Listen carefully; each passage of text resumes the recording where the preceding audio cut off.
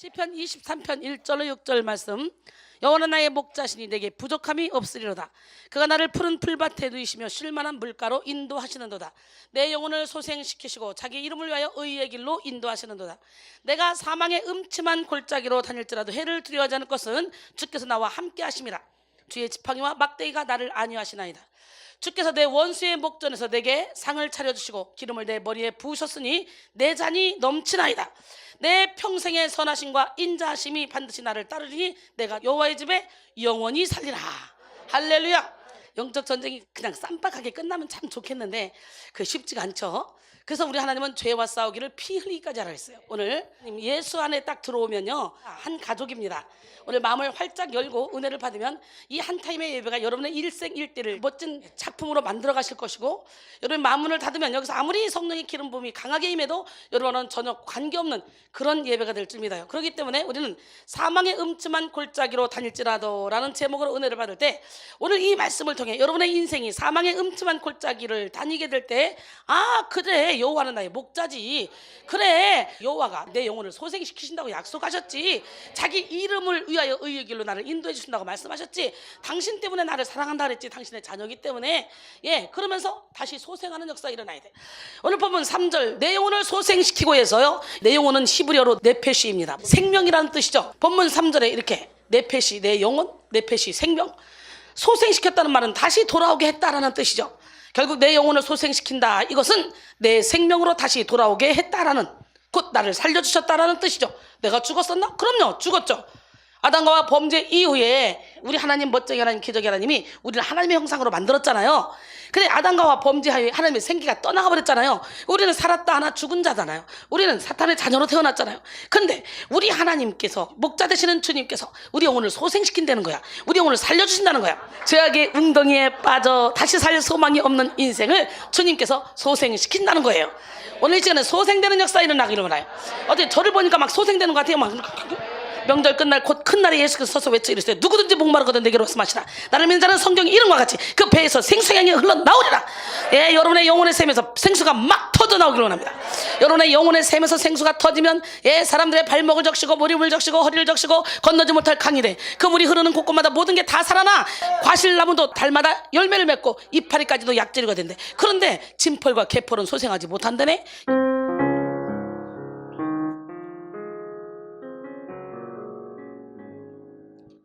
주님을 갈망하는 자에게 주여 은혜를 베푸소서. 지치고 상한 영혼들에게 바로 지금 이 시간 주님의 손을 얹으소서.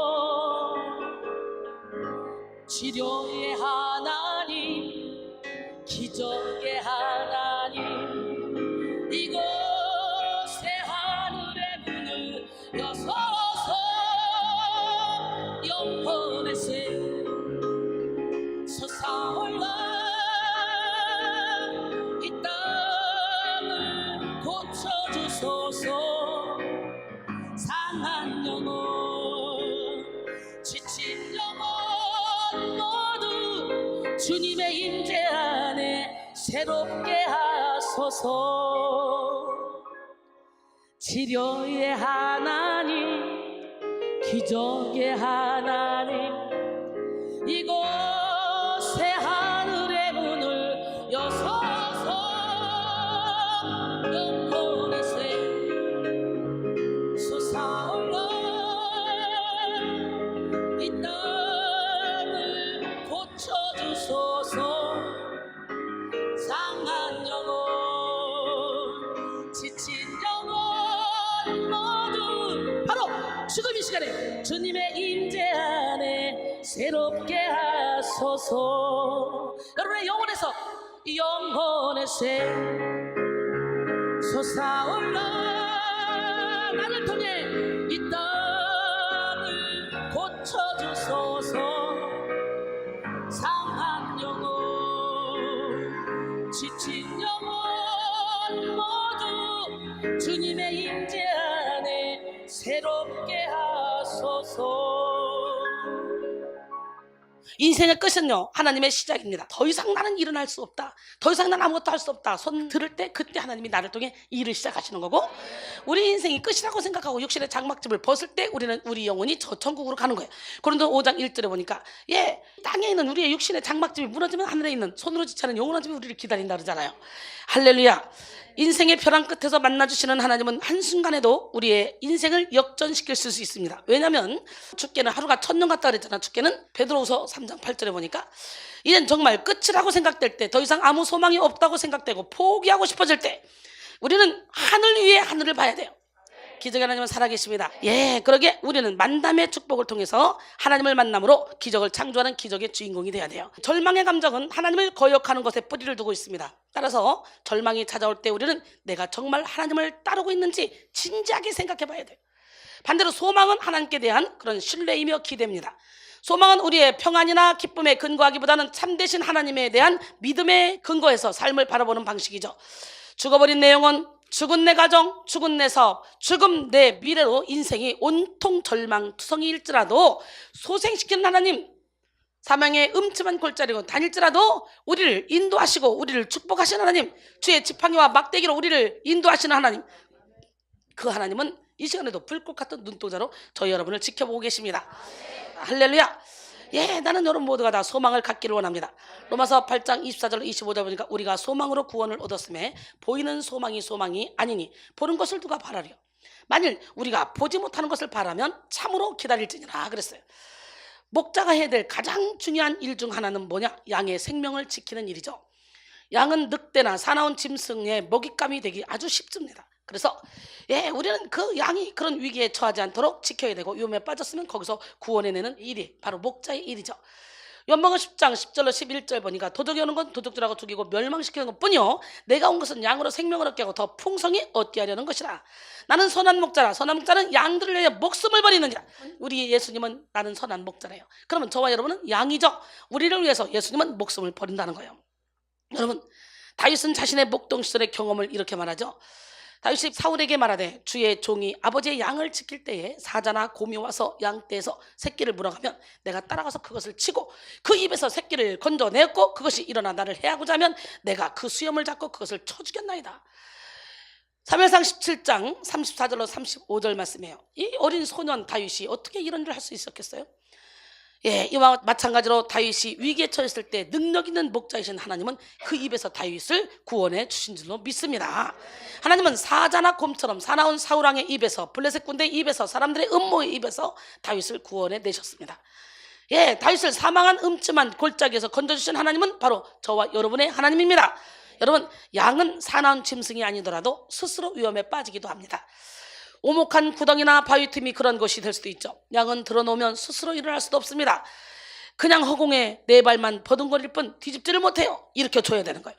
양은 이렇게 연약한 동물이에요. 뒤집어져서 다리만 막 이렇게 버둥거리면 아주 위험한 순간이 된다는 거죠.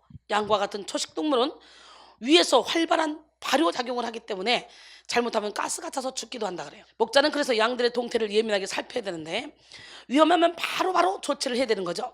그런 것처럼 영적인 안내자도 마찬가지입니다. 어린 양들이 사단에게 붙잡혀서 허둥지둥대고 갈 바를 모를 때 우리는 어떻게 해요? 그 양을 지키기 위해서 생명을 걸어야 되는 거예요. 사실 우리의 인생도 양처럼 스스로 시험에 드는 순간이 정말 많이 있습니다. 누가 뭐라 해서가 아니라 자기 욕심에 미혹되어 스스로 시험에 들고 스스로 좌절하고 스스로 열등감과 죄책감에 묶입니다. 다윗은 인생에서 이처럼 구덩이에 빠졌던 위기의 순간이 많았습니다. 그때마다 주님께서 구원해 주시는 놀라운 경험을 했는데 시편 40편에는 이렇게 고백을 하고 있죠. 내가 여호와를 기다렸더니 귀를 기울이사 나의 부르짖음을 들으셨도다. 나를 기가 막힐 웅덩이와 수렁에서 끌어올리시고 내 발을 반석 위에 두사 내 걸음을 견고하게 하셨도다. 할렐루야. 시편 40편 1절로 2절 말씀이죠. 하나님의 음성을 듣기를 우리가 간구하며 기다리면 우리 하나님의 기가 막힐 웅덩이와 수렁에서 우리를 건져주시는 줄 믿습니다. 기가 막힐 웅덩이란 뭡니까? 킹제임스에서는 뭐냐면 무시무시한 웅덩이, RSV에서는요 절망의 웅덩이, NIV에서는 끈적끈적한 웅덩이라고 번역하고 있습니다. 도무지 빠져나올 수 없는 웅덩이를 말하죠. 보통 중동지방의 물 웅덩이는 이렇게 옹기 형태처럼 안이 깊고 입구 쪽이 좁아요. 우기 때 물을 받아두기 위해서죠. 이런 웅덩이에 빠지면 밖으로 나오기도 어렵고 그 바닥은 진흙투성이죠. 요셉의 형제들이 요셉을 빠뜨린 웅덩이가 바로 이런 기가 막힐 웅덩이였을 것 같고요. 그때 요셉은요 아주 형들에게만 애걸복걸했습니다. 괴로움을 호소했습니다. 형제들은 이렇게 뭘 인정했고 오히려 죽이려고 했죠. 더 이상 헤어날 수 없다고 생각했는데 하나님은 그 웅덩이에서 요셉을 끌어내셨습니다. 그 웅덩이에서 살아났을 뿐만 아니라 오히려 그 웅덩이가 애굽으로 향하는 통로가 되어 수많은 환난과 고난 가운데도 요셉을 지켜주었죠. 보디발도 간수장도 하나님이 함께하여 형통한 삶을 사는 요셉을 인정했습니다. 그리고 모든 업무를 맡기고 돌아보진 않았습니다. 결국 요셉이 이 모든 고난은 애굽의 총리 대신이 되게 하는 그런 터널이 됐죠.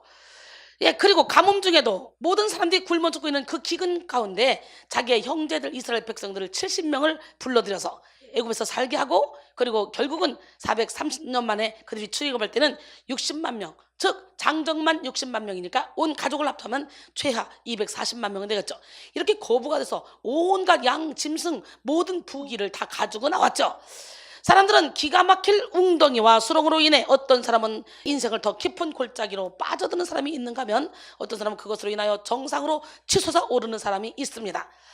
로라데이는 위기의 심리학에서 수많은 위기가 닥쳤을 때 반응하는 심리적 유형을 4가지로 이렇게 설명합니다. 우울형, 불안형, 분노형, 부인형. 우리 부인이 아니고, 우울형은 큰 변화를 만나면 마치 어린아이처럼 어떻게 대처할지 몰라서 당황해한다고 합니다. 불안형은 변화나 위기에 압도당하게 된다 그래요. 분노형은 화로 위기를 표출한다고 합니다. 부인형은 엄연히 위기가 닥쳤음에도 자신이 위기에 처해 있다는 것을 부인한다 그래요. 로라데이는 우울형은 우울만 잘 해결하면 깊게 생각하고 배려하는 그런 사람이 될 것이라고 말합니다. 또한 불안형은 불안만 가라앉히게 되면 날카롭고 예민한 통찰력과 직관력을 갖게 된다고 말합니다. 분노형은 분노만 잘 다스리면 열정적인 삶을 산다고 말합니다. 부인형은 부인이라는 그런 기제를 잘 다루고 나면 능력이라는 그 부분이 받쳐줄 것이라고 합니다. 그렇다면 오늘 이 시간에 우리 모두 다 불안형, 우울형, 분노형, 부인형 예수님을 떠나갈지어다. 고침받아 우리 영적인 안내자가 됩시다. 어떤 사람은 기가 막힐 웅덩이와 수렁이 다가오면요 자꾸 원인을 남 탓으로 돌립니다. 어떤 사람은 기가 막힐 웅덩이와 수렁을 만나면 원망의 도구로 삼습니다. 어떤 사람은 기가 막힐 웅덩이와 수렁을 만나면 좌절과 포기의 도구로 삼습니다. 그러나 이런 사람들과는 전혀 차원이 다른 삶을 사는 사람이 있죠. 모든 것을 다 하나님의 섭리라고 하나님께 맡기고 살아가는 사람들이죠. 생사화복이 주님의 손에 있다고 믿고 그렇게 사는 사람들이죠. 이런 사람들은 기가 막힐 웅덩이와 수렁을 찬양의 재료로 삼습니다. 다윗은 기가 막힐 웅덩이와 수렁을 찬양의 재료로 사용했습니다. 예레미야는 하나님의 말씀을 외치다가 깊은 웅덩이에 빠진 적이 있죠. 그 상황을 성경은 이렇게 말하고 있습니다. 에레미야 38장 6절에 보니까 그들이 에레미야를 끌어다가 감옥들에 있는 왕의 아들 말기야의 구덩이에 던져 넣을 때에 에레미야를 줄로 달아 내렸는데 그 구덩이에는 물이 없고 진창뿐이므로 에레미야가 진창 속에 빠졌더라. 하지만 하나님은 깊은 웅덩이에 빠진 에레미야를 건지시고 그로 하여금 계속해서 하나님의 말씀을 전하도록 하셨습니다. 사도 바울은 빌립보에서 복음을 전하는데 귀신 들린 여자가 쫓아다니면서 귀찮게 합니다. 그래서 예수 이름으로 귀신을 내쫓았어요. 몇 날 며칠 쫓아다니면서 귀찮게 하니까 그 일로 인해서 귀신을 이용해서 점을 치던 사람들이 자기 이익의 수단이 끊어진 것을 알고 바로 바울 일행을 모함했습니다. 빌립보 관원조차 자초지종을 묻지도 않고 바울과 실라의 옷을 벗기고 그리고 등에 매질을 했습니다. 그리고 착고에 채워서 깊은 옥에 가둬버렸습니다. 중죄인도 아닌데 착고에 채웠어요. 잘못도 없이 끌려왔기에 화가 날 만도 하고 절망할 만도 하고 하나님을 원망할 만도 하잖아요. 그런데 바울과 실라는요 그것에 기도하고 찬양합니다. 여러분, 육은 묶을 수 있었지만 마음은 묶을 수 없었어요. 결국은 바울과 실라가 그곳에서 찬양하고 기도할 때에 옥토가 흔들리고 옥문이 열리며 모든 사람들이 메었던 착고가 풀어지는 역사가 사도행전 16장 21절로 26절까지 있죠. 이를 계기로 간수가 믿음을 갖게 됐고 바울과 실라 일행이 풀려났습니다. 이런 경험들을 통해서 바울은 깨달았죠. 뭘 깨달았냐? 고린도후서 4장 7절로 10절 우리가 이 보배를 질그릇에 가졌으니 이는 심히 큰 능력은 하나님께 있고 우리에게 있지 아니함을 알게 하려니라.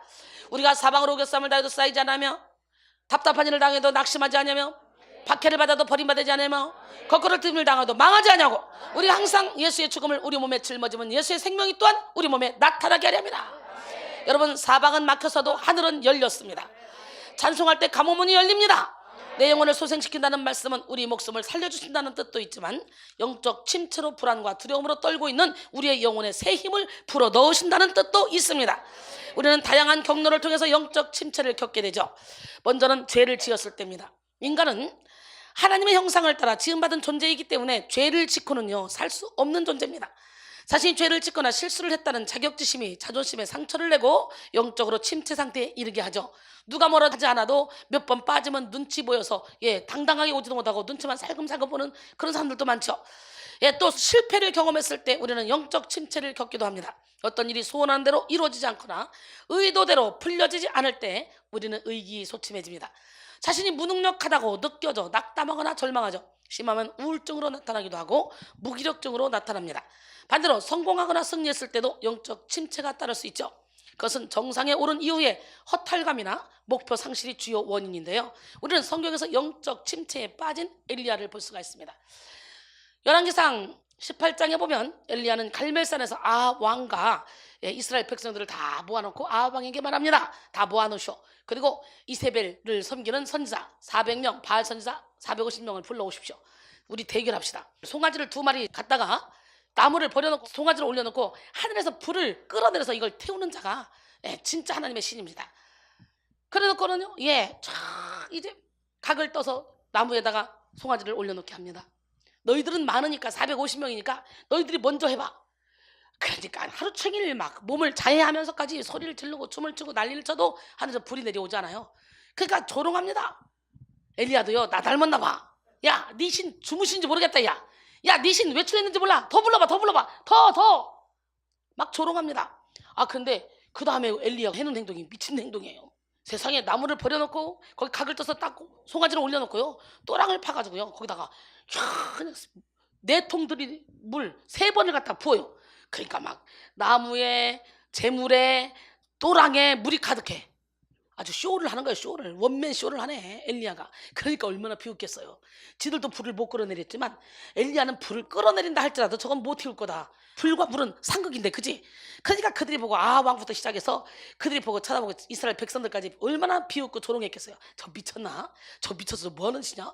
근데 이게 웬일이야? 놀래봐. 세상에 하늘이 불이 내려오더니 또랑이 물까지 다 핥아버려. 재단도 다 태워버리고 나무도 다 태워버리고 끝내버리네. 먹어버리네. 와, 내 생각을 고수하면 하나님의 놀라운 그 기적의 역사를 체험할 수가 없습니다. 결국은요 세상에 불만 끌어내린 게 아니에요. 3년 6개월 동안 오지 않던 물을 끌어내리는데 진짜 비가 막 오는 거야. 그러면 아합이 이제는 손들만 하잖아. 각시한테 가서 또 일러내. 여보 당신이 섬기는 바알신 아세라신 그 선지자들 다 죽여버렸어. 아유 세상에 엘리야 대단하더라고. 하늘에 불을 끌어내가지고 막 대결해서 이겼는데 엘리야가 이랬어. 막 그러고 하니까 이세벨이 사람을 보내가지고 너도 저 사람들과 같이 될 거다. 내일 이맘때에는. 이세벨이 뭘 무서워. 그러니까 그가 이 형편을 알고 일어나서 자기 생명을 위해서 도망갑니다. 어디로? 유다에 속한 브엘세바에 이르러 자기의 사환을 그곳에 머물게 하고 자신은 광야로 들어가 하루길쯤 가서 한 로뎀나무 아래서 앉아서 자기가 죽기를 원하며 이르되 여호와여 넉넉하오니 지금 내 생명을 거두시옵소서. 내가 내 조상들보다 낫지 못하니이다 하고 로뎀나무 아래에 누워 자더니 천사가 그를 어루만지며 그에게 이르되 일어나서 먹으라 하는지라. 본즉 머리맡에 숯불에 구운 떡과 한 병 물이 있더라. 이에 먹고 마시고 다시 누웠더니 여호와의 천사가 또 다시 와서 어루만지며 이르되 일어나 먹으라. 내가 갈 길을 다 가지 못할까 하노라. 이에 일어나 먹고 마시고 그 음식물의 힘을 의지하여 다시 하나님의 산 호렙에 일어나서 거기서 다시 사명을 받고 있잖아요. 잠언 24장 16절에 대저 의인은 7번 넘어질지라도 다시 일어나려니와 악인은 재앙으로 말미암아 엎드러지느니라. 여러분 우리는 주님이 기르시는 양입니다. 양은 이렇다 할 무게가 없습니다. 날카로운 이빨이나 뿔이 있는 것도 아닙니다. 날랜 발이나 날개도 없습니다. 물집도 큰 편이라 민첩하게 숨을 수도 없고요. 눈도 밝지가 않아요. 그래서 이 앞에 잠깐 요것만 보지 잘 못 봐요. 머리도 좋지 않아요. 양은 겁도 많아요. 위기의 순간이 닥치면요 큰 소리 한번 못 지르고요 그냥 죽음을 맞이합니다. 그렇지만 양에게 다른 동물과 비교할 수 없는 강력한 무기가 있습니다. 뭘 잘하냐? 듣는 걸 잘해요. 여러분 이렇게 아무것도 할 수 없는 양, 오직 하나님의 음성만 들을 수 있는 양이지만 양의 무기는 자기 안에 있는 것이 아니라 바로 목자라는 거죠. 목자가 양의 강력한 무기야.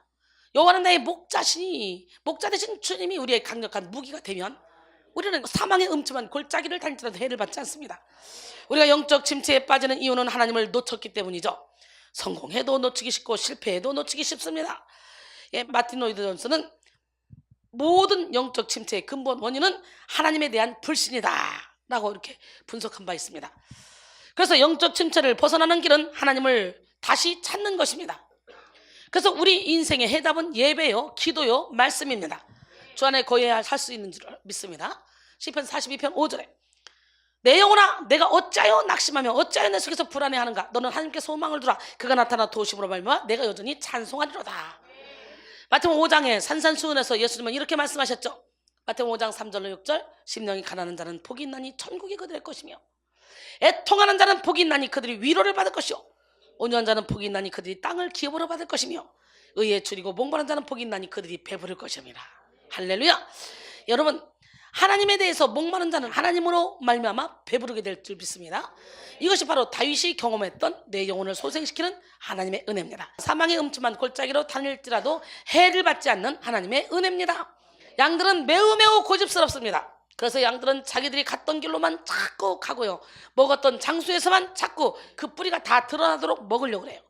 양들은 옆에 간 양의 뒤를 따라서 고집스럽게 그 길을 가기 때문에 오래되면 골이 파일 정도가 된다 그래요. 선한 목자는 그래서 양들이 푸르고 싱싱한 꼴을 먹을 수 있도록 자리를 자주 옮겨줍니다. 그래야 초장도 보호되고 양도 좋은 꼴을 먹을 수 있습니다. 비단 이것뿐만 아니라 양들은 자기 가는 길이 옳은 길인지 절망과 배고픔으로 이끄는 길인지 모르고 무작정 그냥 갑니다. 목자는 이런 양들을 제어하여 푸른 초장으로 인도하죠. 이것이 바로 의의 길입니다. 내 영혼을 소생시키고 자기 이름을 위하여 의의 길로 인도하신다. 하나님이 우리를 의의 길로 인도하시는 이유는 자기 이름 곧 하나님의 이름 때문입니다. 하나님은 당신의 자녀가 부정직하며 불법을 행하며 사는 것을 못 견디십니다. 그러기에 하나님의 자녀가 불법을 행할 때는 인생 막대기로 사람 채찍으로 두드러 패서라도 징계를 해서라도 바른 길로 인도하시는 분이 주님이에요. 하나님은 사랑하는 자녀에게 징계하십니다. 징계가 당시에는 즐거워 보이지 않고 슬퍼 보이나 후에 그로 말미암아 연단받은 자들은 의와 평강의 열매를 맺는다고 히브리서 12장 7절로 11절까지는 말씀하시죠. 자기 이름과 명예가 달린 백성이고 자녀이기 때문에 하나님은 잘못되는 길을 가는 것을 보고 가만히 있지 않아요. 광야에서 이스라엘 백성들이 실패할 때마다 하나님은 그들을 전멸시키고 모세를 통해서 새 백성을 일으키시겠다고 모세에게 말씀하시잖아요. 그때마다 하나님은 모세의 설득을 당했죠. 모세는 계속 하나님께 설득을 합니다. 그래서 결국은 모세의 기도는 하나님의 이름에 호소하는 기도였습니다. 세상 민족들이 하나님이 무능력하여 이스라엘을 버렸다 할까 두렵다고 모세가 그렇게 기도하죠. 하나님이 당신의 이름을 위해서라도 우리를 거룩하게 해주는 거예요. 할렐루야. 하나님의 백성이 포로된 상태로 있다는 것은 이스라엘에 하나님이 무능력하다는 뜻이 아닙니다. 이것은 하나님의 이름에 부끄러운 것이에요. 오늘 본문 시편 23편 4절에 보니까 내가 사망의 음침한 골짜기로 다닐지라도 해를 두려워하지 않을 것은 주께서 나와 함께 하십니다. 주의 지팡이와 막대기가 나를 안위하시나이다. 사망의 음침한 골짜기란 부정적인 의미를 지닌 표현으로 푸른 초장이나 쉴만한 물가란 표현과는 완전히 대조되는 장소죠. 다윗은 자신이 항상 푸른 초장과 쉴만한 물가로 대변되는 평온하고 풍족한 삶을 살았던 것은 아니라고 말하고 있어요. 이와 정반대되는 사망의 음침한 골짜기도 다녔다고 말하고 있습니다. 그리고 이는 단순한 과거의 상황만을 염두에 둔 것이 아니라 시인 자신의 현재와 미래에도 얼마든지 닥칠 수 있는 것을 뜻하고 있는 거예요. 그러나 다윗 자신이 이러한 표현을 하는 것은 사망의 음침한 골짜기, 즉 고난의 환난 가운데 빠져 헤어나올 수 없었음을 말하기 위함이 아닙니다. 오히려 극심한 고통의 상황에서 하나님께서 건져주신 구원의 은총을 바탕으로 이제 앞으로 살아가게 될 미래에도 어떤 환난이 닥친다 해도 담대히 맞을 수 있다는 표현입니다. 사망의 음침함에 해당하는 찰르마웨트는요, 죽음의 그림자 또는 죽음의 그늘이라는 뜻으로 이는 다윗이 극심한 고통 가운데에서 거의 죽게 될 지경에 처했던 지난날을 염두에 둔 것입니다. 시인은 사망의 음침한 골짜기와 같은 고통의 길을 걸어갈 때 하나님께서 구원해 주신 체험을 바탕으로 하고 있기 때문에 한번 사망의 음침한 골짜기에 빠져 있다가 하나님께 건진받은 사람은 그 다음에 또 사망의 음침한 골짜기를 빠진다 할 때도 걱정할 게 없어요. 믿음이 생겼잖아요. 이미 하나님이 다 이겨놨잖아요. 하나님이 일으켜줄 걸 믿잖아요. 그렇기 때문에 거기에 헤매지 않는 거예요. 왜냐하면 주님께서 함께 하시기 때문에.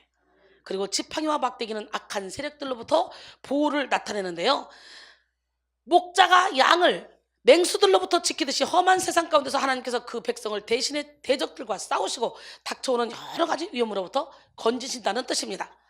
여러분의 원수의 뺨을 치시고 악인의 길을 꺾으신 하나님은 지금도 여러분과 함께 하십니다.